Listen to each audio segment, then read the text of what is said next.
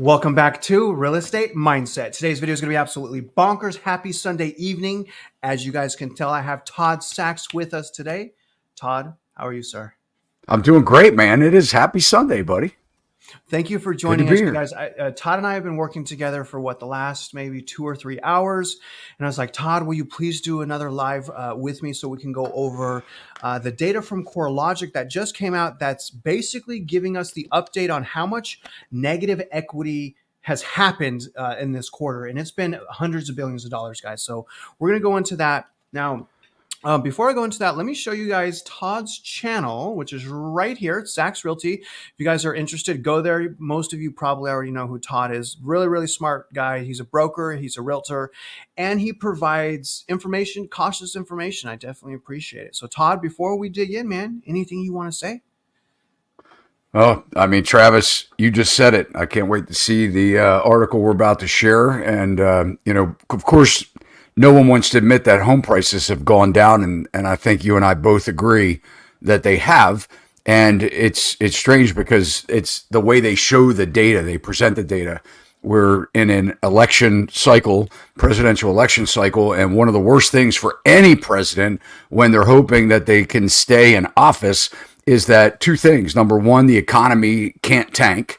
And number two, unemployment has to stay relatively low. So I think that if we, kind of dive into the details, and this article is going to be completely contrary to what I just said. So let's go. So you're saying we shouldn't trust our politicians, Todd? Is that what you're saying? 100% no. Want to give a couple of shout outs real quick. Alex, thank you for commenting. I know this is your first time. I hope you're learning an overwhelming amount of knowledge about the housing market. Good morning or good evening. What am I saying? Good morning.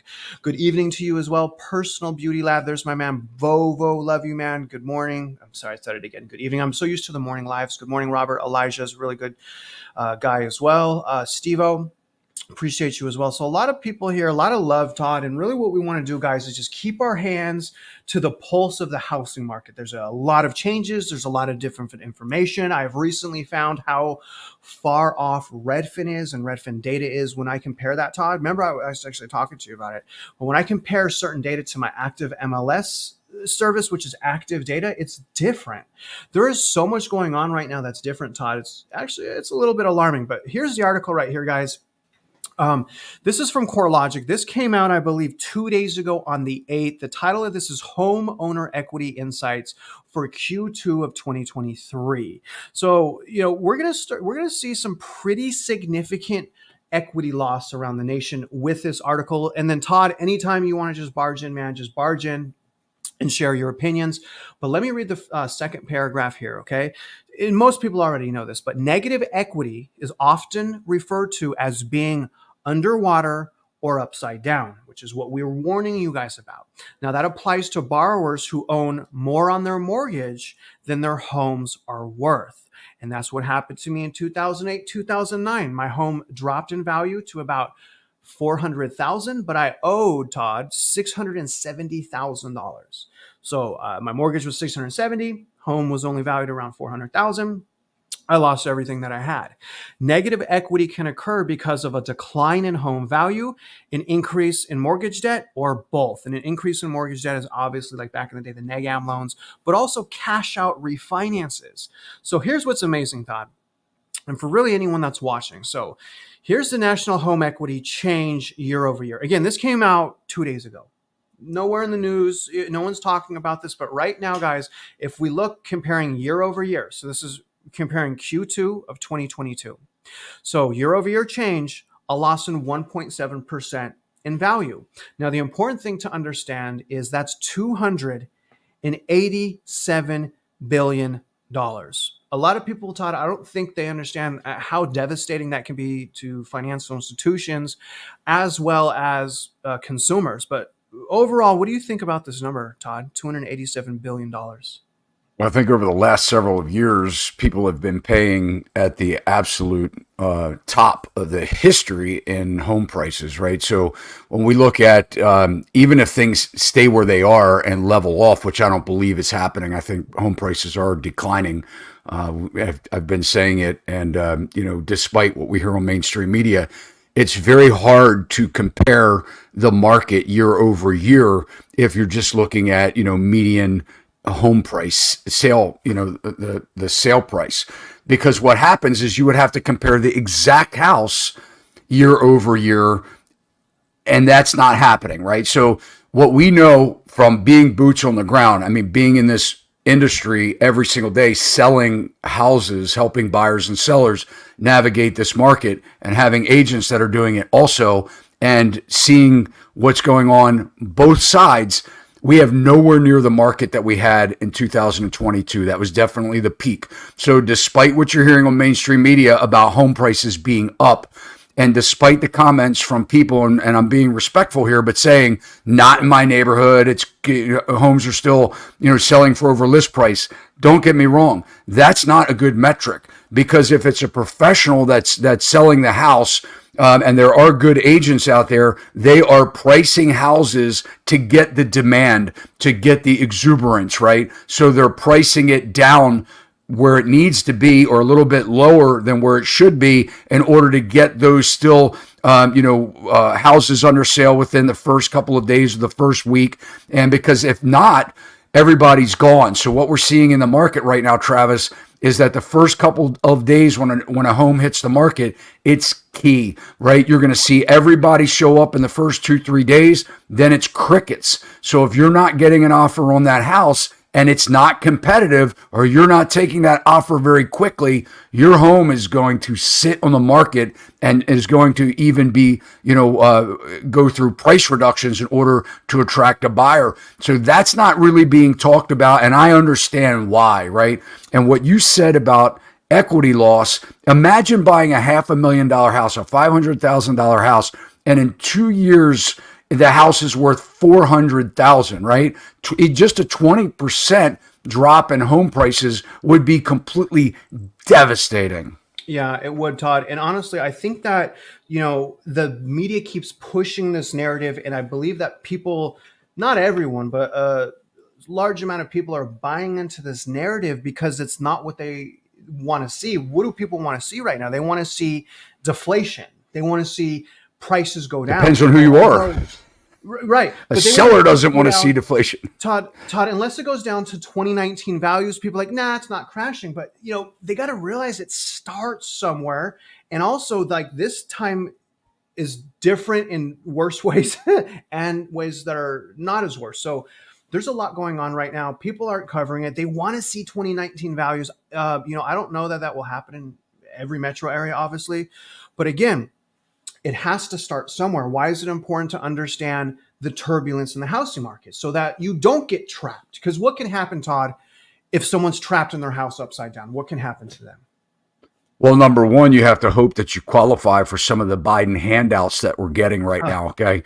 Because, and I'm not trying to bring politics to your channel, and I never talk about them, but it just so happens to be the one that put, Biden happens to be the one that put the American Rescue Act in place that's not talked about, that over 1 million people have been bailed out on their home mortgages, 312,000 people in the first quarter of this year in the U.S. were saved of foreclosure from one way or another. We've never seen where, FHA and VA loans can be cast into 40-year mortgages now. If you're struggling making your mortgage, you're basically a glorified renter to the bank at that point if you're doing a 40-year loan. And not just that, a lot of people don't realize that people in default, they are going to such great length to make sure that foreclosures don't hit the street, that they're taking up to a third of your, or 30%, I'm sorry, not a third, but almost 30%.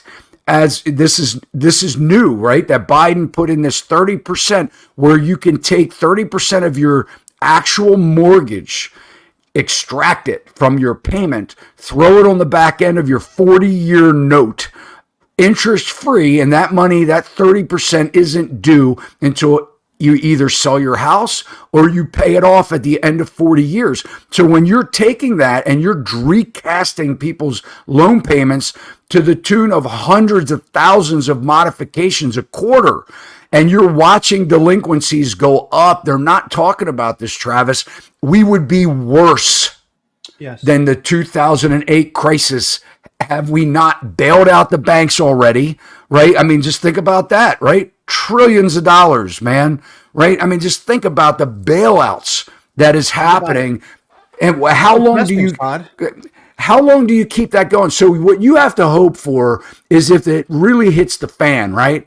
And you overpaid for a house and you can't pay your mortgage payment, you better hope you're one of those that can, in a position to where you would qualify for a bailout, because if not, you'll probably lose your home. Yeah, and that's really the things that, I always try to cover with the viewers, because a lot of times, Todd, like, people don't know what they don't know. That's fine. Some people only learn the lesson through the hardship. That's fine as well. But like, the thing is, guys, like, what he's saying is like, loan modification is basically in lieu of foreclosure. If you guys get a loan modification, it's not all rainbows and picnics. Your credit is devastated for probably about 4 years. But nevertheless, the reason why Todd brought that up specifically is because he essentially knows if you're upside down in your house, you cannot sell your house unless you do a short sell, which you would potentially be responsible for the deficiency potentially, and you can't refinance. So a lot of these people, Todd, that went in purchasing at the peak, which was basically July of 2022, depending on the metro area, a lot of these people, um, you know, don't have the equity to even refinance into a lower rate. So a lot of them were promised, get a 6.5 right now, or 6%, or whatever it is they qualified for back in 2022. But the thing is, if house values go down and say interest rates go down, which they've only gone up, they don't qualify. You guys have to remember, in order to do anything in real estate, you must qualify. A huge qualifying factor is obviously its equity. And the fact, Todd, that we're starting to see, again, the equity decline continue, even though Q2 is home buying season. Okay? This is home buying season. And honestly, this home buying season, Todd, blew me away. And I understand there was limited amount of inventory. I understand all of that, but I did not believe we would have so much demand still right now. I didn't think we would have that. But even with this massive increase of demand and this massive rebound, it's still, look at quarter over quarter, when we look at the year over year change, we still had another 50,000 homes. It may not sound like a lot, but it's a lot of families that are upside down, brother. We have 50,000 additional more homes that have negative equity, and that's up 4%. So 4% more homes are underwater. That is a problem. That is a huge problem. And Todd, can you go into what problem do you think that creates? Again, not only for the homeowners, but what problem does that create for the economy? Well, for the homeowners, it's obvious they can't sell. I mean, that's the thing, or they're going to have to write a check. And that's what happened back in the '08 crisis, right? So basically, if you talk about, if as long as people can continue to make their payment, it may not have that much impact, on the economy as far as spending, right? As long as they keep their jobs. I think if we see any kind of job loss, this is one of the, and I've said this for, a year. The job market is the only thing that is keeping everything afloat right now. Because, if people start to get laid off, and we are seeing layoffs, but I mean, where we're really starting to see, where people are struggling financially. You're 1.2 trillion now, I think, in credit card debts, the highest it's ever been. Over 50% of the people have said, over 50% of the people that have credit card debt have said that they have carried a balance from month to month. I mean, this is from Experian, I think it was, or TransUnion, one of them. I mean, it's a big credit reporting agency that knows, right? So we're looking at that kind of debt. We're looking at people that have taken out 7-year car loans, right? So I think that we have, everybody's buying a payment. They don't really care what the price is. They only care, like, what's it going to cost me every single month? Well, the problem is, as you're adding all of that up, if you have some type of financial downturn in your life, like you lose a job and you don't have a savings account, then it becomes a big problem. Because if you go to the first thing you think of, well, I need to dump the debt. I need to liquidate the debt. Well, you may not be able to liquidate your credit card debt, but you may think, well, I'm going to liquidate my home because that's a big chunk of my monthly payment.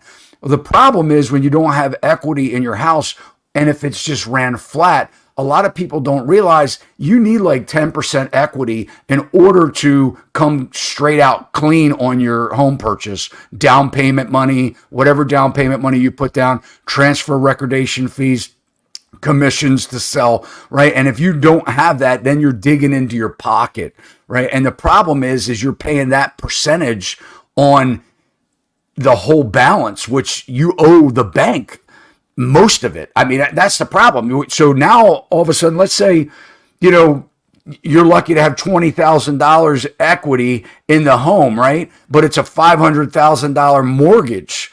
You're paying 50 grand at the 10% to sell at 50 grand.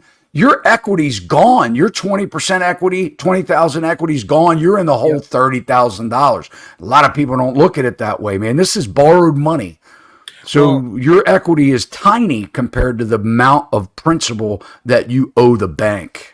And you know what, Todd? I could tell you that these people actually do know that and are aware. These are the people right here that are actually underwater right now. This is the negative equity share in the United States on a state over state basis. So what the heck? You know, like the media ain't talking about this. Now, here's what we're seeing. We're seeing basically people that purchased after 2022 is a completely different homeowner. People that are purchased before 2022, flourishing overall, right? And obviously fixed income, retirement crisis, I get it. But when we look at this map, look at some of these states, Todd. Specifically, look at Louisiana. Louisiana, 6.8% of the homes that have a mortgage are underwater. That's almost one. It's not 1 out of 10, but you go to a grocery store in Louisiana. Okay, you go to a grocery store in Louisiana, you're going to find a handful of people in that grocery store that can't keep up. You're going to find a handful of people that are underwater. Todd, 6.8% of the homes underwater. Now, what surprised me is California, to be honest with you. California is only at 0.8%. Are you kidding me? How's that possible? Whatever. I question the West Coast numbers. I think it's a little bit deceitful. Texas is sitting at 1.6. But I mean, you know, look at some of these areas, you know, especially the northern areas right here. These are areas that, you know, everyone, Todd, there's absolutely no one that doesn't know this. But these areas that are in red here are some of the relatively most affordable areas in the entire US.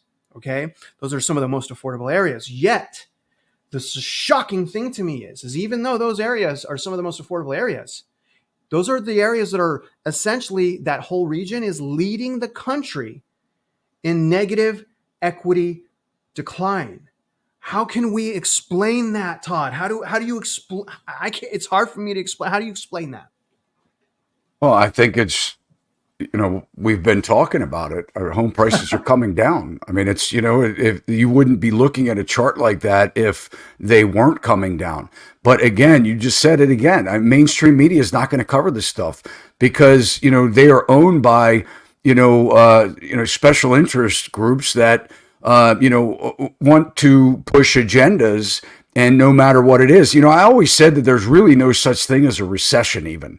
You know, we're kind of talked out. I mean, look, I've been in business since 1989, right? So we look at, you know, what happens is a lot of it's just hysteria. If you push an agenda long enough, you'll see that it starts to go in that way, right? If they start saying, oh my gosh, we have a recession going on right now, people stop spending money, right? But I think that one of the things that we are forgetting to look at is that there's a whole lot of other things that are going on in the background because these, and we've spoke about this, Travis, you and I, even today, to where, you know, we don't even understand what's happening in the job market. I mean, this next round of automation is going to be like no other.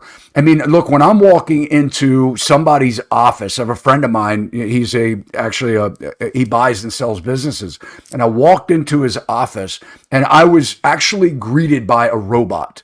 I was like, man, check this out. This is weird, right? But it wasn't what you think. It wasn't what you think. They have a couple different offices, right? But it was a robot, but on the screen was a real person. So it was like a moving computer screen, right? And they're like, oh, Mr. Sachs. Oh yeah, Steve, he's, you know, been waiting for you, whatever, right? Follow me, right? He's ready to see you. Follow me. So I'm like, what? I walked into his office. Oh yeah, I walked into his office and I'm like, dude, what the frick, man? Like, this is crazy. And he's like, isn't it great? And he's like, you know, this person can handle, all we do is we buy one of these machines and for each office, and basically we have one person that is able to handle all of the the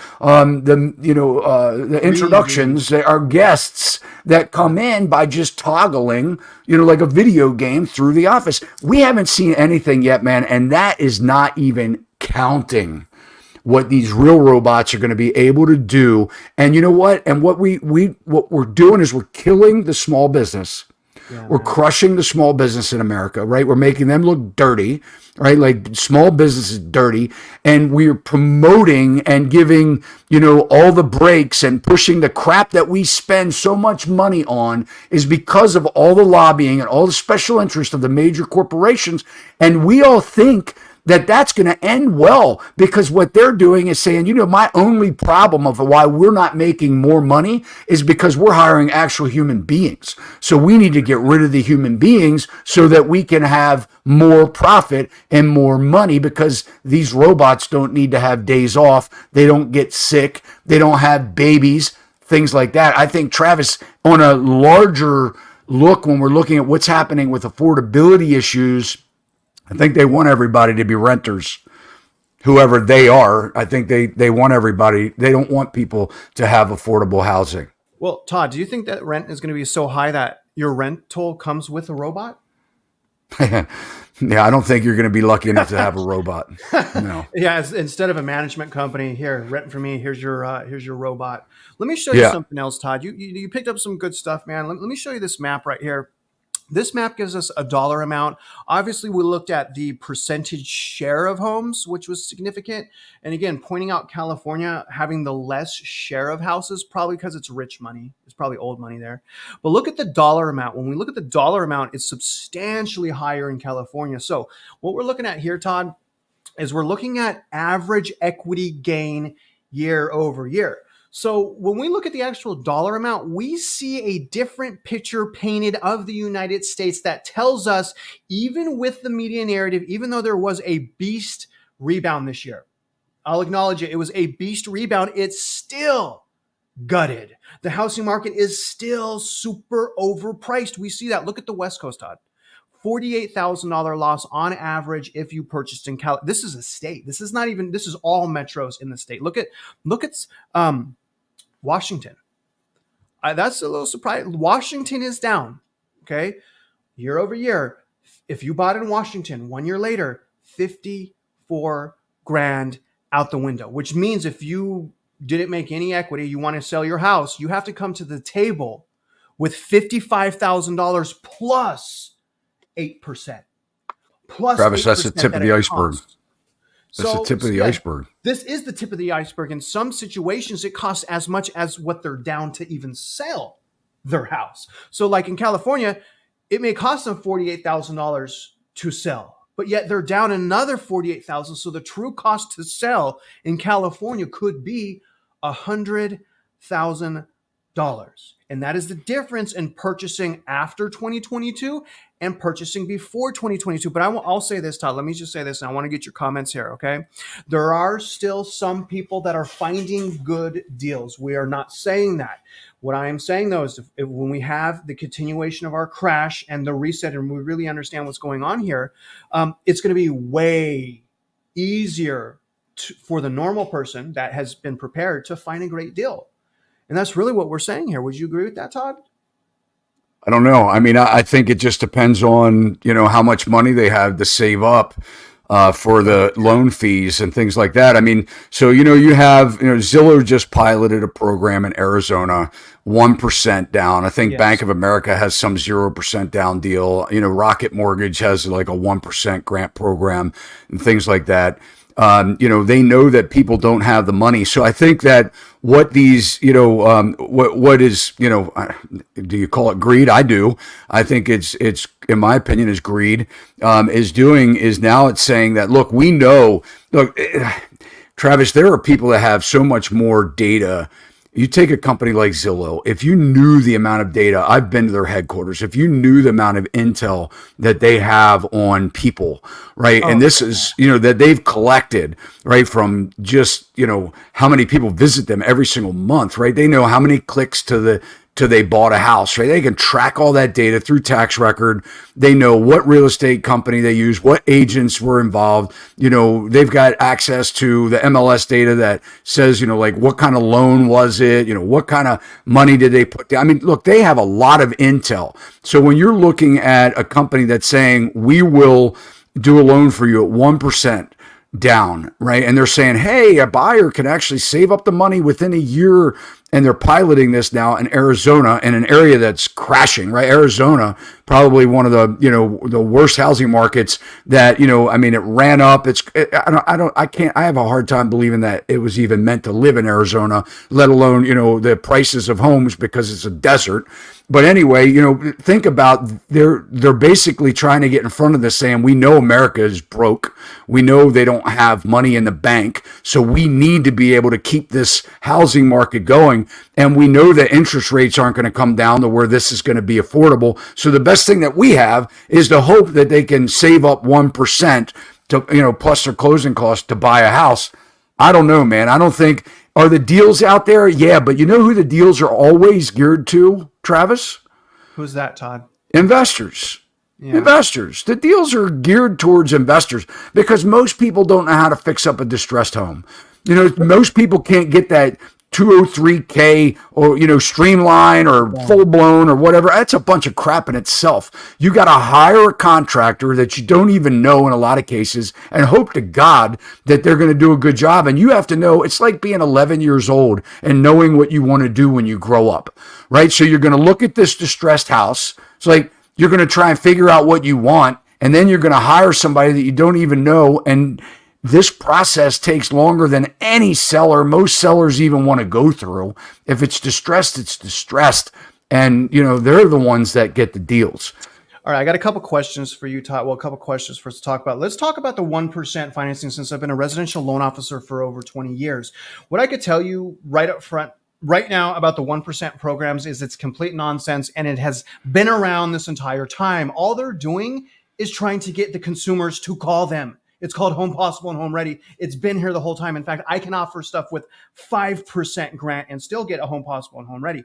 So I'm going to tell you right now that Zillow thing, it's nonsense. That loan has always been there. In fact, they're only offering it in Arizona because they don't want to offer it in the entire US. The reason, when you give consumers a grant, you make less money as a lender, but they're smart, Zillow is, because they're only offering it in that small area. They know no one qualifies for it, but yet who's talking about it? Everyone is talking about Zillow's 1% down. And all it is, again, is malicious, in my opinion, marketing. And what they're doing, Todd, is giving people unrealistic expectations. And in the event someone actually qualifies for it, they put them in harm's way. Now, if it was the Home Possible, if it was the Home Ready programs, those are great programs. It helps offset payment. Your payment's a little lower, which is nice because the PMI is a little lower. It's a conventional mortgage. But dude, I mean, they're trying to get market share, Todd, because they're hurting right now. Do you have anything you want to add to that? Yeah, I mean, Travis, you're exactly right. I mean, in Maryland too, I mean, there's first time, home buyer programs, grant programs that you can get for down payment money. I mean, $10,000, not unrealistic. I'm not a loan officer, but there's also up to $50,000 to pay off your student loan if you buy a house, if you qualify for that here in Maryland, which blows me away. But regardless, it's there. But here's the difference, Travis. The difference is you said that you have the same product that you can offer, but you don't have the financial means that Zillow has to kill the market. To grab the market share, right? And so basically, because you're you're dealing with your money and they're dealing with other people's money. Yeah. So when you look at, I go to their stocks. I'm not a stockbroker, but go check out Zillow's stock. I think it's the same price right now as it was like 15 years ago, maybe, 20 years ago. Sorry, investors. I think it's back. They lost 880, I think, how much? $1 million. Hundreds of millions. 880, I think it is, millions of dollars out of their own mouth because their algorithm, right, Zestimate failed them, right? I think they're one of the reasons why America's home prices are so high because their system was broken, obviously. It failed them to the tune of $880 million. Well, I can't wait to see if somebody challenges why it failed the American home buying process. Let's see. They should, Todd, because I read a stat regarding Zillow, blew me away. 50% of Americans get their real estate data once a week from Zillow.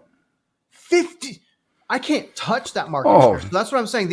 All these like 1% things they want to get the market share. They want their phone to ring. I got a whole bunch of questions for you, Todd. First one up, this question. I thought it was fair. Some of the viewers don't know who you are. Todd, who are you? How can you help? How can you help? I'm a real estate broker. I'm a real estate broker here in Maryland. I've been serving the housing industry since 1989. I actually started in construction. I swung a hammer way back when, and I've built houses. I've developed land. I've ran the whole gamut. And so I've been a long time in the real estate industry. Most people retire by this long in the industry, right? If I had a government job, I'd be retired with a pension. Dude, but I love the industry. Yeah. But let me add also, one of the things that I love about you, man, is you're just down to earth. You're not overly optimistic. And in my opinion, from our experience, you're trustworthy. Here's a great question right here, okay? CPI data gets released this Wednesday. CPI is expected to go from 3.2 to a whopping, shocking, eye-popping 3.6. Does the Fed hike a week from now, which September rate hike? What do you think, Todd? Do they hike the rates now? Yeah, I mean, I think if Powell is, as strong as he likes to think that he is, and I think he's a pretty strong. I mean, look, I can't believe I even said this, man. Look, so first of all, Powell is the same one that didn't raise rates when I think they should have a year prior to when they actually did, right? And we wouldn't have nowhere near the home price that we have right now or the inflation issue had we started to raise. I mean, we printed more money in 2 years than we did in 200 years. And there's so much stimulus. I mean, I don't think we've ever counted. I can't even count it. My calculator doesn't go that high. But my point here is that I think that now we are responsible for the price stability in America, folks.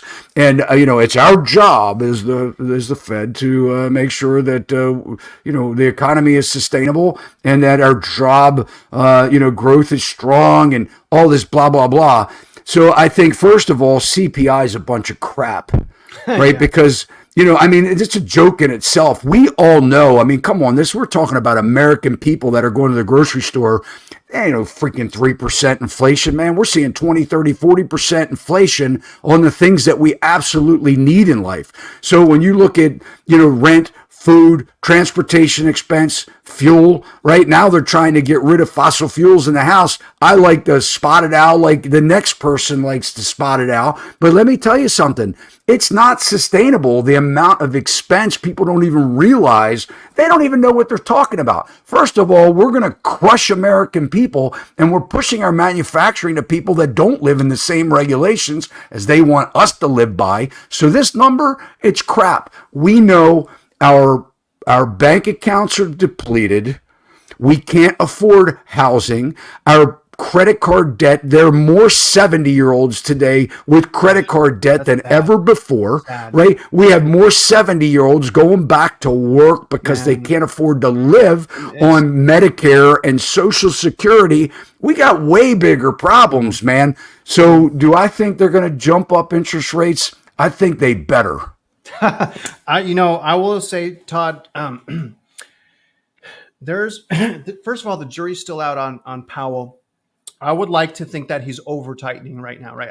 That's what I would like to think, right? But we don't know until we have no way, man, like the end of the game. But here's the thing, man. There's some people that think that like it's the lag effect. Some people don't think though. But I'll tell you what the market thinks. The market is giving the Fed, last time I looked, 5% chance to hike rates in September. And I agree with you, man. I think really the problem here, we'll move on to the next question, but I think the problem here is we're too little, too late. And if they would have started this not in 2022, it started in 2021, we can all pretty much safely assume we wouldn't be in the problem that maybe we still have a problem because of the money printing, but not nearly as bad. All right, next question. Todd. Before we do that, Travis, right? First of all, the only way, in my opinion, to get through this to where it becomes affordable for people is we are going to have to go through some financial pain. I mean, it has to happen, right? That was my next Because it's question. either that or we're just going to continually print money, which is not good either, right? It may be good now, but it's not going to be good later. But here's the thing. We don't need disinflation. We need deflation. And the only way that we're going to have deflation is if we continue the pressure hot on the cost of debt.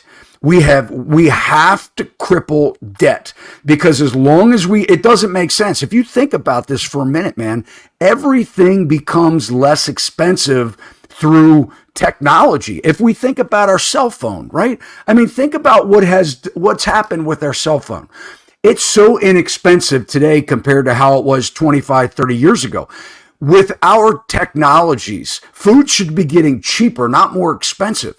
If we can grow more chickens within 3 weeks instead of 3 months, and we can grow product with the use of pesticides quicker than we could 100 years ago, why is it that we aren't seeing price stability that the Fed keeps talking about, right? It's because it's not in the plan. It's not in the design. We need to get debt. The banks are rich. It's ridiculous how debt, like I said, how much is it going to cost me a month? How much is it going to cost me? Todd, That's all people care about. I love your rants. But brother, hold on a second. I said I have that question for you. You're going way too far ahead. That's 3 questions down. Chill out. I have another question for you. And also, I love you, brother. I'm just joking. Continue to rant. But we got No, man, that's good. I do rant. I had to slow myself down every now and then. Listen, here's a splash question. myself with some cold water. Everyone wants to know this. Okay, everyone wants to know this. It's an impossible question, so I apologize for that. But this person is wanting to know, based on you keeping your finger to the pulse of the housing market, which you do, Todd. You have great perspective. You're an active broker. You help realtors. You train. This person is asking, okay, it answers how you want, Todd, but what year do you think is going to have the greatest correction in the housing market, and by what, as far as an average percentage? Do the best you can to be the average. Your market's different than mine. What do you think? What year? What year do we hit the bottom, Todd? Well, I think that things are going to start to really shake out, I believe, in 2024. And, you're going to start to get into, I think that what's happening, the current administration is doing everything they can to prop up the economy. And I'm not trying to make a political statement. I think that, the problem with our system is we have a 2-party system. I think there's corruption on both sides, honestly. I mean, come on, right? I'm not trying to pick sides or pick on one administration over the other. I can only call it like I see it, right? I mean, I see every day how people are struggling. We want to try and enjoy life and be optimistic and things like that. And I think overall, people do a good job of that. But I think if we just look at the metrics, we've already seen a significant price decline in home prices. And I know you guys don't want to believe that, but believe me, it's not where they need to be, but it's not where it was, where people were paying $50,000, $100,000 over ask price or over appraised value. So I think that over the next 12 to 18 months, we're going to know the whole story of this thing. And then I think just like Obama took over the housing industry his first year in office, I think we're almost like a mirror of that, right? So it's perfectly leading up to this. So I think that 2024 is going to tell a big story, but I think 25 is either going to go one way or the other. We're going to see a massive, price decline in 2025, or we'll be going back up again. So I think ultimately by mid 2025, we're going to know it all, I think. I love that answer, Todd. I share for maybe different reasons, but I also believe that we're going to hit our bottom. And if I were to guess, probably Q3, maybe Q4 of 2025. Big reason I think that is I believe that is going to be the year with the greatest probability of unhinged unemployment. The reason I think that is 2025 is the year with the greatest amount of corporate debt that must be refinanced. It's actually, I think it's close to double what it is right now. And look at how much problems and headwinds, Todd, that we have in the commercial real estate market. A lot of people like the catalyst, the black swan, commercial real estate. Well, that gets worse in 2020. It gets worse next year in 2024 as well, but it goes real bad in 2025. Great great insights, Todd. I got another one here. This is a good one. This is from DL. Here's his point. And I don't know how much you know about, you probably know a lot about amortization schedules. One of the things I do, Todd, is I show people, like if someone buys a $400,000 house and they put $20,000 down after they close, not before, not a down payment. After they close, they put $20,000 down on the principal of their mortgage. Generally, on a $400,000 house, it saves them 5 years and over $100,000 in interest over the course of the loan. So what they're saying is, DL is saying is that 1%, program's not as bad as amortization schedules. You want to go into that? Well, I mean, all you have to do is look at a $500,000 house. If you paid it to the end, you'd be at 1.5 million that you paid for the house by the time you paid the bank $1 million for your $500,000 house.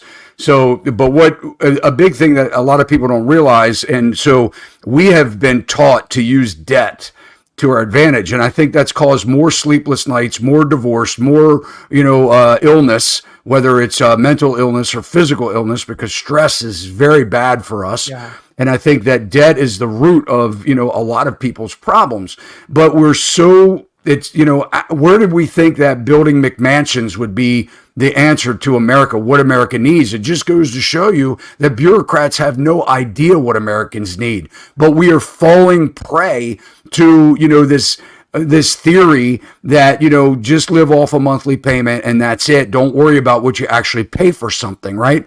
So I think that's where we've we've been taught this. It is, really instilled in our parents. We're not doing a good job at teaching financial literacy in school. Why should we, right? Because it goes against the agendas of, making other people rich.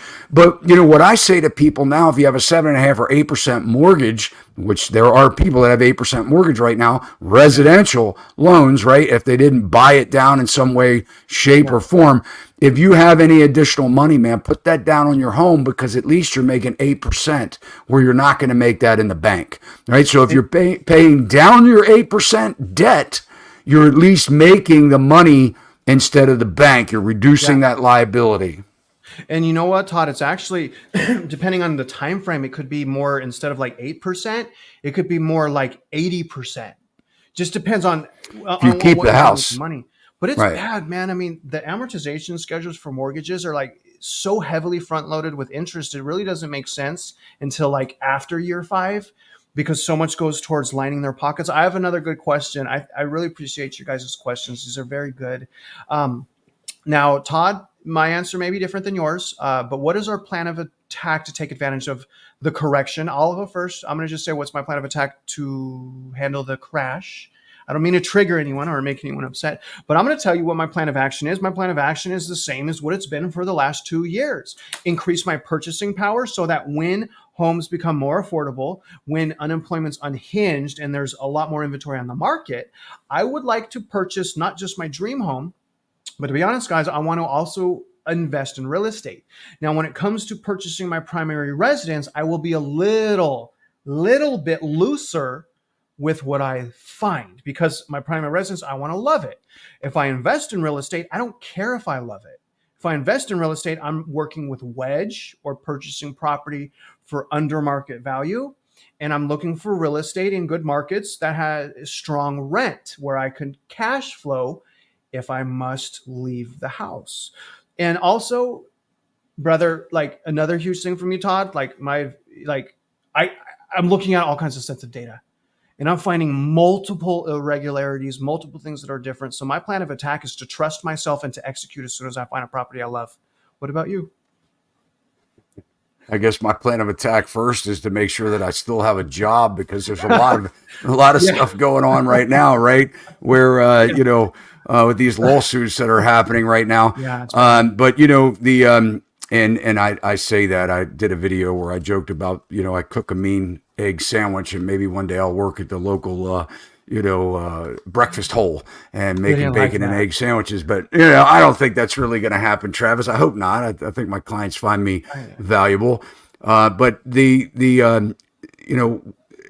depends on what your objective is, right? I think that one of the things is we can't listen to other people. We have to look at what other people's agenda is that instruct you on what to do. I think that's first and foremost, right? Because everybody, what I would say is in any opportunity, I don't like the stock market. I think it's gambling. That's my personal opinion. I think it's a risky endeavor. And though you can make on average, I think they say like 5%. I'm not a stockbroker, but I think they say if you do everything right, you average 5% year over year on your money or whatever. To me, that's not that great for the risk and not having the control. I love real estate as an investment. I do think that, home ownership is important. I think it's permanence of investment. I think it's investing in a community. It's giving yourself and your family a safe haven and ability to have some stability in your life, but you need to be able to afford it. So I think and you and I talked earlier about all of these get rich quick, invest in real estate, do this, whether it's subject to, whether it's wholesaling, blah blah blah. I think number one, you have to look at the source of information and say, well, what is their agenda when they're telling me what to do, right? But I think how do you capitalize on this market? I think that you have to look at your personal financial statement. First and foremost, I believe that any buyer, after they pay all their moving costs, whatever that is, down payments, closing costs, packing up the boxes in the truck, I like to see people have 6 months of, bill money in the bank somewhere as a cushion. Should they have a financial downturn, they're not instantly broke, right? They're not instantly on the street or in default of their loan. I think that we need to save. So if we can start turning our focus on not being stuck in 9 to 5 jobs and dependent on a paycheck, now we need to start thinking, how do we capitalize on this, right? So the first thing I would say, if we do see a downturn in the housing, it could be a very good opportunity for you to buy and get a home, right, to where you could build some equity. I think that's first and foremost. If you're an investor, like you or me or whatever, that's sitting on the sidelines waiting for it to crash, I think, I like the commercial real estate market. That's where I do my best. I don't like, making money on homeowner, people renting. I like making money on businesses that are making money. Yep. And honestly, I think there's going to be in Todd, and I'll tell my viewers this. I told Todd this, guys, when I was talking to him today, and I talked to you guys a little bit on my live, but I'm probably going to put in my 2 weeks to my corporate job, and I'm going to invest in myself and really commit a lot of time into learning more about, and I already know a lot about it, but more about commercial financing, commercial real estate. Those are areas in the economy right now that are melting down right now, like huge price declines. And honestly, you want to know what my dream is, Todd? I want to own a strip mall one day. I want to own a strip mall one day. I don't think that makes me a bad person. Here's a question. $1.99. Thank you, Juan, for this. I don't know if you know the answer here, but why is Kroger? Do you know what Kroger is? It's a grocery store. I do. Okay. Because not all states have Krogers. So here in Texas, they're everywhere. But why? We don't have a Kroger. You guys do not? Nope. Okay. What is your? But I know what Kroger is. I've been to Kroger. Okay. I travel. Okay. I know. I see you traveling. I like to travel too, Todd. It's just been so hot. I love to do outside videos. My viewers don't like it as much, but it's just been so hot. But anyways, why do you think Kroger is more expensive than the Mexican grocery store? I don't know. I don't know that that's true. Do you? I don't know that it's true. Okay, well, let's assume that it's true. I don't know either. I don't know. Okay, I do want to talk about your strip center, though. Okay, hold on. But to this question, why do you want to own a strip center? They paid $1.99. They paid $1.99. I'm gonna say, just making an assumption, Todd. This is an interesting question, but I would say, well, maybe because there's more regulation, more licensing, more procedure, more taxes in the U.S. I have no idea. But what about the strip mall? Are they talking about a Mexican grocery in the U.S.? I think this question is what it's coming down to. I don't think they're talking about Mexico. No, I'm assuming they're talking about in the U.S., like a Mexican grocery store in the U.S. Why wouldn't they have the same regulations? I don't know. Dude, what is your guess? I'm just trying. Come on, man. I would hope they'd have. Everybody has the same. I mean, don't they? I don't know. Everybody has the same regulations. I want to talk about why you want to own a strip center. Okay, go ahead. And they're not talking. I mean, they're not talking about. Just to clarify, what a strip center is. He's not talking about some kind of adult No, venue kind of, right, not like dancing. Of right, course not. right. I No know way. that, but I'm just making sure people are like, what the heck's a strip center? They don't Oh, know. They don't know no, what a strip no. center is. Thank you. Yeah. So like a strip center is just like where 10 businesses are, you know? Darth Uh, Vader in the background there. You better be careful. he may, I got to be careful. I mean, I think people know me, man. I mean, there's no way I'm going to step into a facility like that. I mean, I love my wife. I love my children. I love God. Yeah, there's no way. But here's a good one. Okay. What, This is wait to a you, minute! Todd. Don't change this Dang question. it. I want to know why you want to own a strip center. Let me tell you. Let me tell you something. You know what you need to own, and for anybody listening, if you can find this, this is You better not gold. say gold. Did you say No, gold? I did say gold, but I said this is gold. I didn't say buy Oh, gold. okay. You know, Okay. funny. It's funny because I heard this. Dave Ramsey, and I know everybody's Yeah. like, Dave Ramsey. You know, I'm not saying that I like Dave Ramsey or don't like Dave Ramsey, but I did hear a very funny short from Dave Ramsey. One of his callers was like, man, you got to buy gold. You got to go out. You got to do physical, man. You got to have the physical because the U.S. dollar is going to collapse. He said, buddy, if the U.S. dollar collapse, you don't need gold. You need bullets. And so anyway, but Oh, but no, so I'm not talking about gold. But check this out. I mean, that's maybe not far from the truth, but so check this out. yeah. If you can buy a piece of land, and now here we go, Okay. and wait until later to build a home, but here's the thing. You know what we really need? Because a lot of contractors out there, and this is an industry, I think contractors, I've been a contractor my whole life, right? So, I mean, it's good, honest living. I mean, look, it could be men, women, it could be anybody, right? In contracting. But my point is that they need a place to have outside storage. I love contractor yards, outside storage yards, Oh, areas of land that you can put in more industrial district. And yeah. it's so inexpensive to build out because if you can get electric there, sometimes you don't even Mm, need running water because you can put those portable potties, right?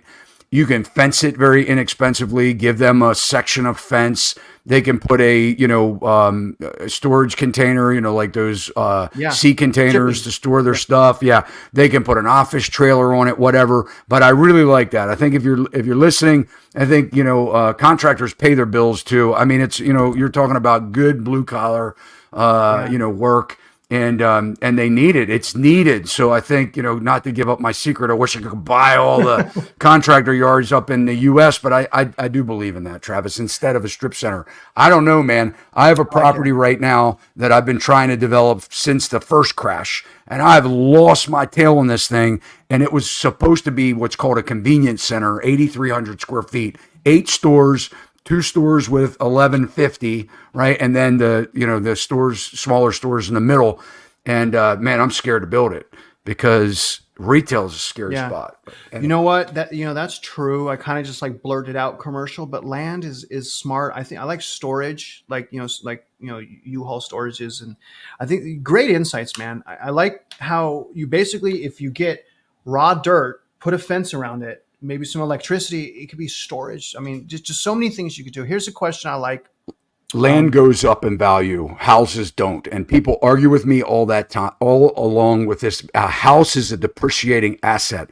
If you don't believe me, buy a house, or if you own a house, don't do anything to it for 25 years and then go to sell it.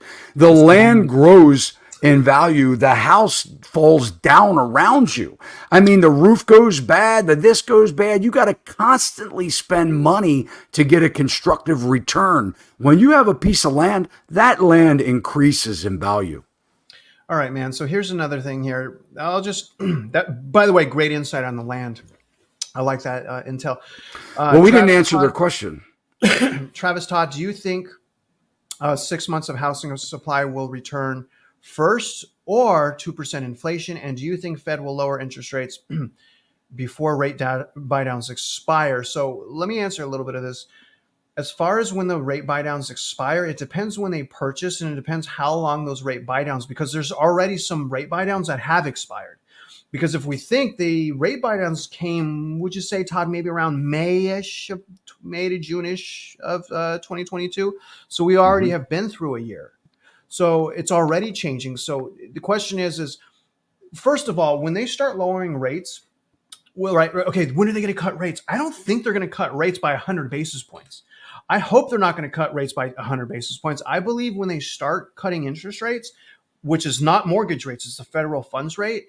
I believe it's probably going to be quarter basis point, maybe 50 basis point. It depends on the economic hardship, right, Todd? If it's a crazy economic hardship, depending on the nature of that hardship, maybe they'll do some fast cuts, but I don't necessarily see fast interest rate cuts. What about you, Todd? Well, I think that the pressure is going to be on them to cut the rate because the banks are going to collapse. I mean, so I kind of think of, so I guess it depends if the banks can rely on credit card debt or revolving debt. I think that's going to be the offset because a lot of the fixed rate loans or the fixed rate debt that these banks, have lent money on, they're getting eaten alive with high interest rates, right? So I think that at some point the pressure will need to come off of the banks or they'll collapse. And then, I mean, we're already, setting massive money aside for them to borrow at par. So because they want them to, and the reason why, if you think about this, it's not just that they want to save them from collapse, but they want them to be able to lend the money at a higher interest rate to offset the losses that they're making on the cheap debt that, they, lent out in the past. So this is kind of like and I'm not an economist, but this is kind of like they're massaging this to see, I mean, nobody knows. I don't think we've ever been in this position before. Real quick, I think that the pressure is going to be on them to cut especially once they start in the heavy campaigning next year, man. I mean, look, we've got a presidential election coming up. They're going to do whatever they can, I think. But the thing is like there's two lines of thoughts. Like if the housing market doesn't crash, then why would they drastically reduce interest rates depending on the banking system, Todd, we already know if the banking system starts to crash, they're going to meet over the weekend and print $400 billion. They're not going to let that happen. 100%. They're not going to happen. And that changed my soul because you were in the business back in the great financial collapse when it took an act of Congress to pass something called the TARP, what is a toxic asset repayment program or something like that, where they had, I think it was 250 billion to bail out banks, and now they almost doubled that. And also, you know what makes me mad? They promised us as American taxpayers last time that they would never bail out the banks again, Todd. They said, you guys don't worry, we're never going to do it again, we promise. And then they met over the weekend this year and they did the same thing. Real quick on this question, I'm going to get to you. I don't know, Judah. Reach out to me. My email's in the description. Reach out to me and let me know that you want a market analysis on Pearland in Alvin, but I don't know it offhand. Here's our question, Todd. This is interesting. Apparently, the 2024 recession has been canceled. Do you agree with that, Todd? No, I don't even think we've seen a recession. We haven't seen a recession. Not a technical recession. It's coming. Even though they changed it. It's coming. I mean, yeah, it's coming. I mean, look, you have to. This doesn't make sense. If anything else, I mean, if it, what's the saying? If it walks like a duck, quacks like a duck, it's a duck. I mean, if you look at it, people can't afford it. They can't afford what's going on right now. We're going to wake up from this hangover. The question is, will they let us? Are they going to keep feeding us medication? Are they going to keep, injecting us with medication so that, we just kind of ride along in denial? Somewhere at the end of the day, we have to wake up from this, Travis. It doesn't make sense. One of your viewers said something about, do you build a house? Do you buy a piece of land now and build a house later? I've been a home builder. I love the fact of, when people build their own home, but I can also tell you it's probably one of the most stressful things you've ever done in your life, and a builder can ruin your life. And I've seen divorce because of, people building a house that stress is so high. So if I was gonna tell you to do that, I would probably say build a modular. It's the least amount of stress if you're going to do that. And some of the modular houses, you can't tell the difference. Believe me, Yeah. they've gotten so good at it, and your house never Yes. goes through bad weather and stuff like that. So, if you're going to buy a piece of land and you want to do that, look up a local modular company and talk to them about how they're only going to get it so just a certain point of finish for you, and then you're going to have to take over from there and hire other contractors. But most of them, You know what's pretty they can cool? help One you. of my first jobs in construction, Todd, was doing tie downs to manufactured homes in California. Okay. Yeah. And the tie downs is because in California, there's earthquakes.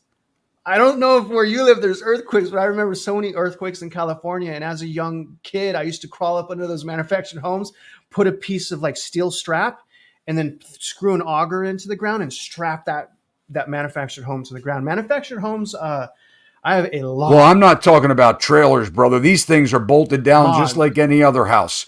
So you So, actually dig a but listen, foundation, you build listen. a This is what wall. I was Yeah. getting to. Same thing with manufactured. This is what I was trying to tell Hmm. you. So when I Yeah. before I came to before I came to Texas, I was trying to help my father, who's been in manufactured home sales for 40 years, sell. Todd, this is insane. It was like a triple wide, 2-story manufactured home on a Yeah. foundation next to the Yeah. beach. You couldn't Yeah. tell. They're doing condominium buildings, man, out of manufactured. Now, I don't recommend that because I think to build a apartment building or a condo building, you need to do concrete in between the floors, not wood. Yeah. But they will do a big structure now out of manufactured homes. It's not what it used to be, man. I'm telling you, it's good stuff. They bolt the sill plates down, strap the sill plates down, just like they do in a stick-built home in the field. Yeah. But it's so fast. They could set a 3,000 square foot home or 2,500 square foot home. And I'm not saying to buy that big of a house, but I'm just trying to give you an Yeah. example Yeah. in one day, It's right? It's crazy. under roof in one day where it would take weeks, Yeah. to do the same thing. My dad Months. is I don't know if you heard of Fleetwood manufacturing, but he's a dealer. He's actually talking right now, Todd. This is pretty cool. I can only talk to my dad at 5 minutes at a time. He's like that man that he's just a workaholic. Like he works even more than you. Like he's never not working. Apple And hasn't fallen far from the tree, Travis. You seem to work a lot yourself there, brother. dude, I am lazy compared to my father. My father, I talk to him all the time, like, Dad, stop working so much. But he's working on a project in Hawaii. He's talking to the governor on the Big Island, and they're like, talk to my father, Vernon. They're like, we need affordable housing in Hawaii. So my dad is working on shipping over 500 manufactured units out to the Big Island of Hawaii right now. So it's really huge. We got a super chat. Let me Cosmos. No message, Cosmos. I appreciate you, brother. All of that support is definitely appreciated. I wish you would put a message on here, Cosmos, so we could have talked about it. But I really appreciate it, man. Mad love to you. I had another question, Todd. Did you see the question? Look at this. So this is not really a question, but I think Les is really kind of supporting what you were saying, which is basically in 2024, the economy. Well, I'll say in 2023. I'll say right now. It's medicated, right? What does that mean to you, Todd? What does that comment mean to you? The economy is medicated through the election. Yeah, well, I think we're disconnected with what's really going on. So, Okay. if you're heavily medicated, you're like, in a stupor, right? I mean, it's like you just like, oh yeah, right? Like whatever. And I'm not meaning that in a derogatory, way to people that have to have medication. But what I'm saying here is that, if you're looking at it metaphorically, we're really in a lot worse shape than what we're hearing. And if we just do a little bit of research and dig in, you'll know what I'm talking about. And that's not doom and gloom. That's just like, hey, we need to be prepared, right, for some type of downturn. I'm not telling you to go and, I mean, we saw what happened in, COVID. In 2 weeks, the grocery stores were empty. I'm just saying that, we need to pay attention and be mindful to the fact that things aren't as great as what they want to let you believe, or we wouldn't have the bailouts happening right now to the freaking banks, right? So, I mean, where our money is, right? But the issue is people, what I think we're going to see is over the next 12 to 15 months, I think we're going to see very few buyers. Yes, we're seeing very few inventory, houses hit the market, but we're also seeing very few buyers because I think that there has been enough coverage in what is going on with the economy and hearing it from Jay Powell about how unaffordable the housing market is and how much we need a correction, if you will. I think that people are very cautious as to what's going on, and they're going to be slow to get in debt, and that's why we see all these people. Companies like Zillow offering 1%, even though Travis has been there. But I think now they're beating the drum because they're trying to keep it going. Yeah. So I think that we're going to see the biggest one way or another happen in 2025. Yeah. I'm going to bring up some stats for this question right here, Todd. It's funny. I just did this video today, so I got some really cool stats. But basically, their comment is with the millions of new apartment units coming on the market, will it lower rents? Let me show them the data real quick because I so happen to have that on my screen. It's right here. Oh my gosh, I have to redo this because it's not picking up my screen. So just bear with me 1 second. I have to share my screen. Todd, first of all, Todd, my question is do you like my shirt? It says, "Don't fight the Fed." Do you like my shirt? I can't hardly see it, but sure, man, you should be, taking it off. Take that jacket off, man, so everybody can see, right? Man, what do you mean by that? Like, why are you wearing it, by the way? This? Don't fight the Fed? Because Yeah. the whole market's fighting the Fed right now. I feel like a crazy person. Am I the only one that's not fighting the Fed? I'm sorry if I raised my voice. Take a look at this. You want them to keep raising the rates? I want things to be crash and reset as soon as possible so we can get on with our lives. So yes, I wish they would raise rates higher. Do I think they will? I do not. But here's the historical delivery of rental units. Okay. This is the units that are coming onto the market this year. This is this year. And I just want to scroll up real quick. We have, over the next 12 months, 651,000 units completed on the market, not under construction. No. Yeah. 651,000 coming to the market this year. And just to show people how unprecedented amount the new construction is for rental properties, look at this. Here's the chart. This isn't even showing us 2024. There's a whole bunch more in 2024. Look at the surge of rental units being constructed from 2022, which is this arrow here, to 2023. It's more than double. When we go back to 2013, it's double 2013 and the preceding years. Going back to 1996, because that's all, it only goes up to 1996. Todd, we have like triple the amount of units from 1996 to right now being built. And look at some of these cities. It's all around Texas. Dallas is the number one with 57,000 units coming to the market in just one metro area in the next year. And then when I look at my own place, which is Houston, it's right here, 40,000 rental units coming to my market. I can't even comprehend how much that is. Now, I believe what will happen is as a result of the overwhelming amount of unprecedented rental units hitting the market, I obviously think that is 100% going to drop the value of prices. This camera's about to go out. Dang it. So what do you think, Todd? I think that the economists, were wrong. I mean, if you're going to, first of all, people don't realize to stick the shovel in the ground on a piece of property to build 160 units, let's just say apartment complex, sometimes it could take up to a decade, 10 years in order to bring that property out of the ground. There is so much red tape that goes into building anything anymore. Biggest thing is stormwater management, fire and life, life safety.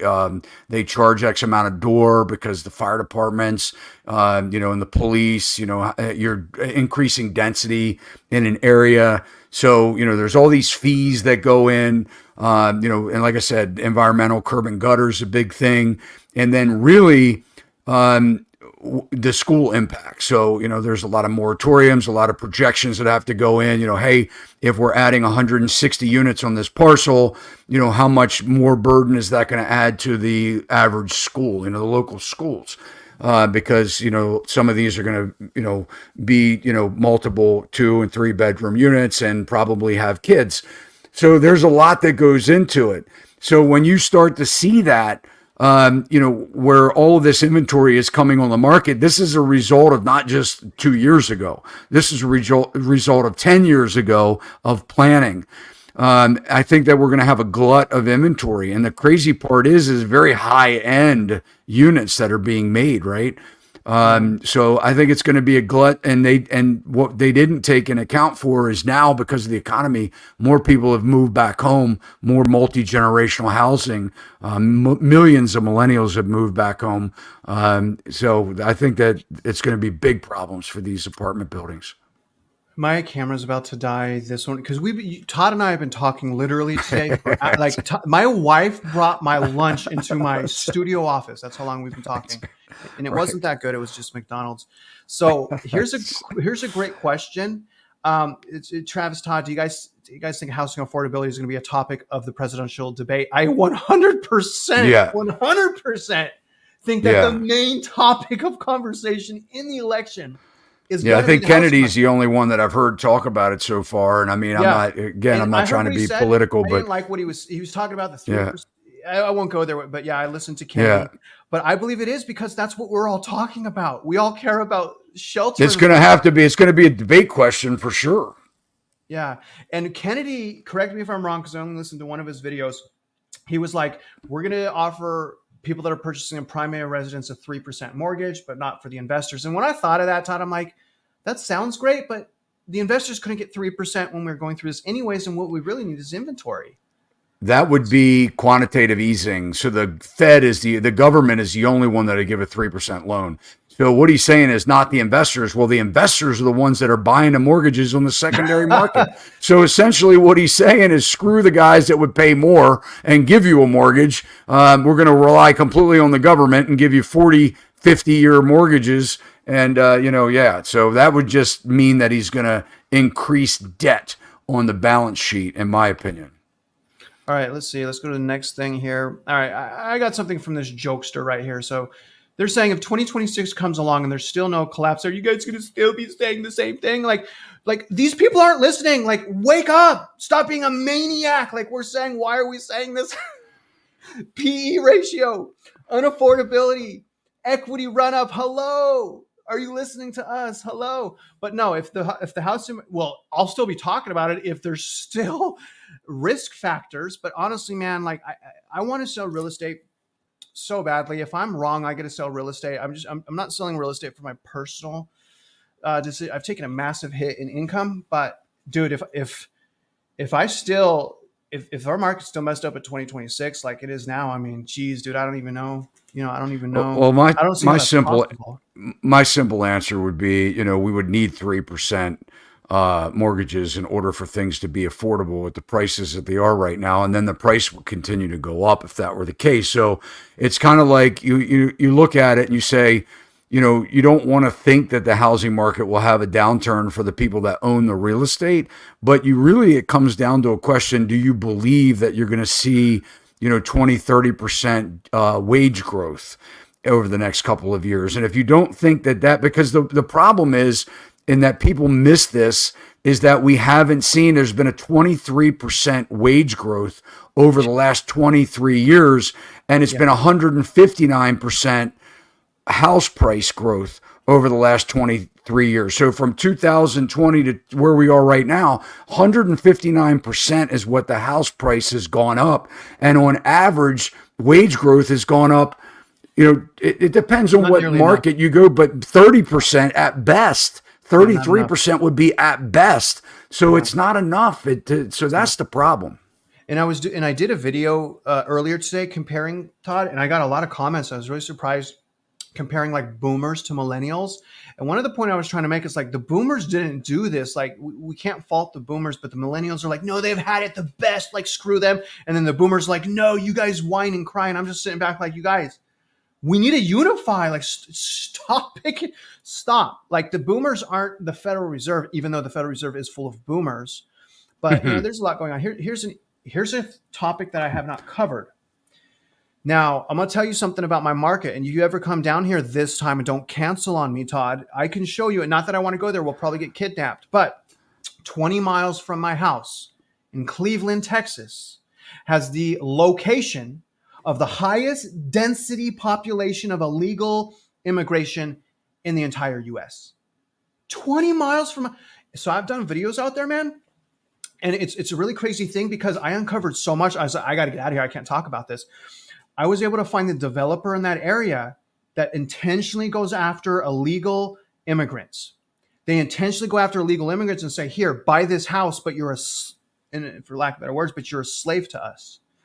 There's someone doing that right now. And I refuse to do it, man, because I know these people are, violent and dangerous. So I won't go back there, but 20 miles from my house, a largest area of immigration. Also, I look at El Paso. You want to comment on this, Matt? Well, I'm going to say I haven't done enough research because it's very, very touchy because these are human beings that we're talking about here and also drug dealers. So they're mixed in. It's messed up. I haven't talked about it and I haven't done enough research because I want to look at the people and I want to look at the people's heart.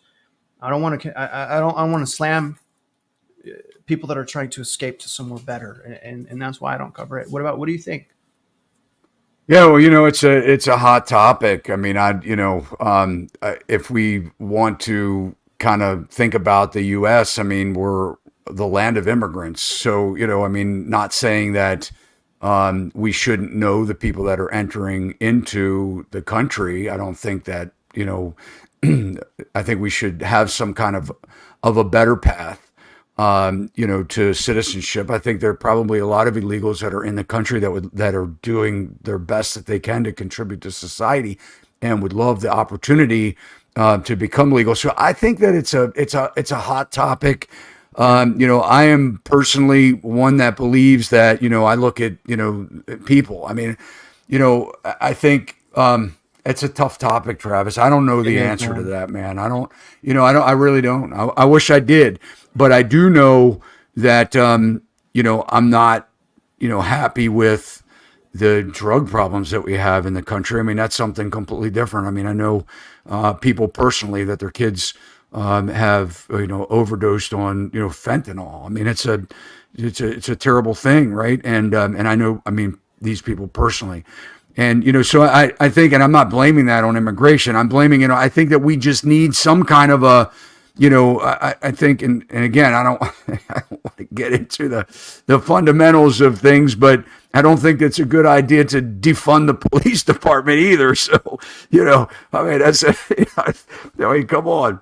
I mean, I think we have a lot. Stupidest thing I've ever heard in my life. Who's going to save you from criminals, you maniacs? We've got a lot of issues, right? We've got a lot of issues, Todd. And the thing, I'm going to just one more thing on the immigration, man. Like the elite, we're talking about the illegal, not the legal. Like, yeah, no one wants drugs and violent and these types of things. But I think that most people, when we really chill out a minute and search our hearts, I believe that most people want to help other people.